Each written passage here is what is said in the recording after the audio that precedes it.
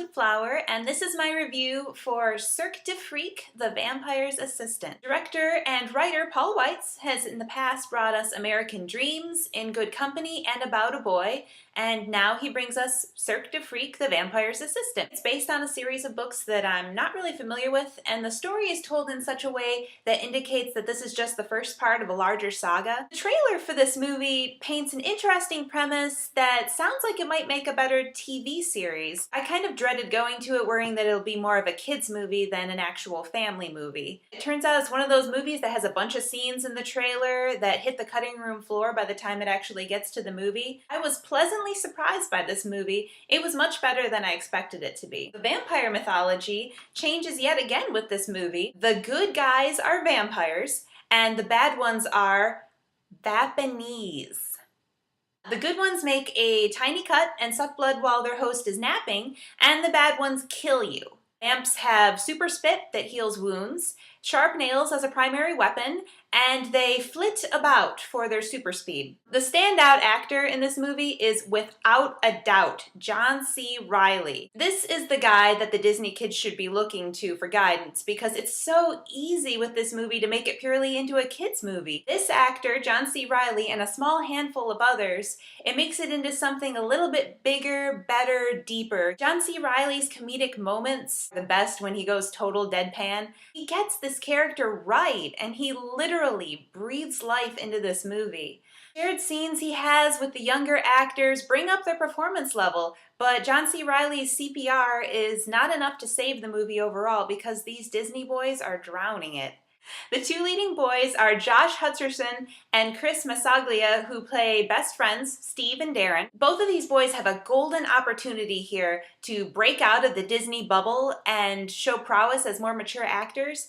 They could have really taken the ball and run with it with this story, and they could have kept their audience because young girls these days, they want bad boys as their vampires. They squander the opportunity. Hutcherson has been Disneyfied way too long between Firehouse Dog, Bridge to Terabithia, Journey to the Center of the Earth. What hasn't this kid been in? At the beginning of this movie, I had hope because I was seeing hints of a more mature character. After all, he was swearing.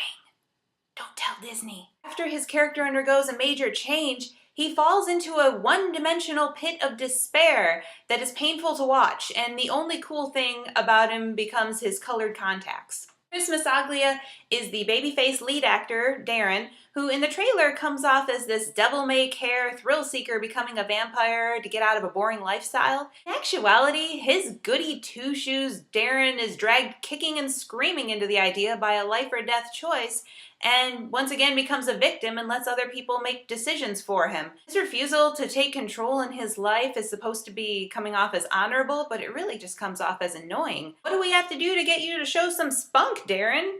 Do something! Patrick Fugit from Almost Famous and Saved shows up as Evra, the snake boy. It seems like an odd choice, but he brings a subtlety and a humor to this role by underplaying it.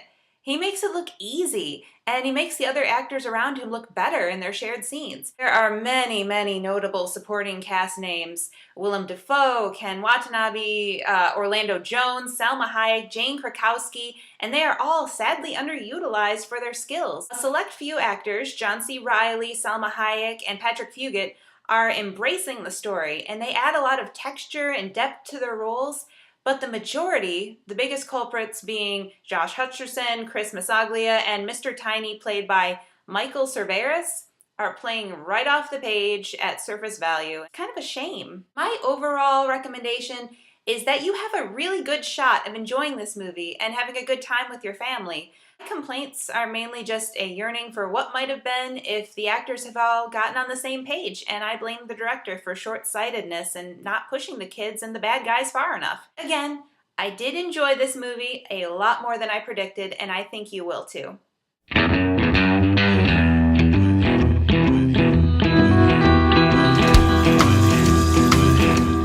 The two leading boys are Josh Hutcherson.